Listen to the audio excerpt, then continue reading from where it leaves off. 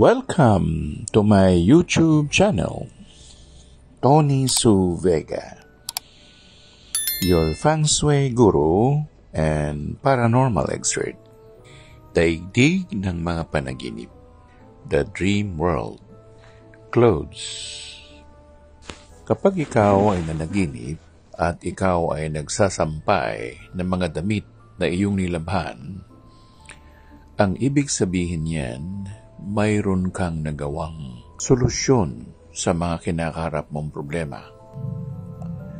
Kapag naman ang mga damit ay halos lahat ay kulay puti, namomroblema ka sa isang taong may sakit.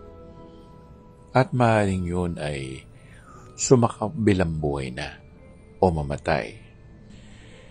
Kapag napanaginipan mo naman ay damit pangkasal at ikaw ay isang babae, may pahimatong yun na posibleng hindi ka naikasal o naikasal ka na at maganda ang iyong buhay may asawa.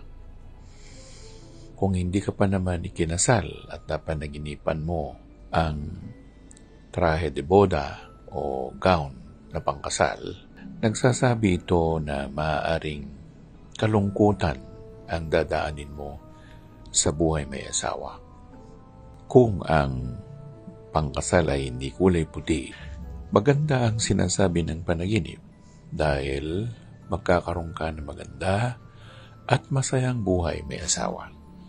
Kung sa iyong panaginip naman ay nakakita ka ng balumbon ng mga damit na hindi nakatupi, sinasabi doon na ang dami mong magiging problema o kailangang ayusin na gusot sa buhay-buhay mo.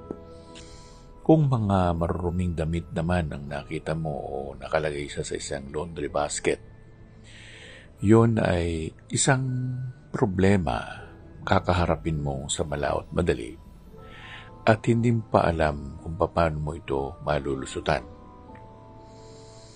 Kung sira-sira ang damit at merong dapat sulsihan o tie-in, ang ibig sabihin niyan ay wala ng pag-asa na may ayos ang baluktot o maling naganap sa buhay mo.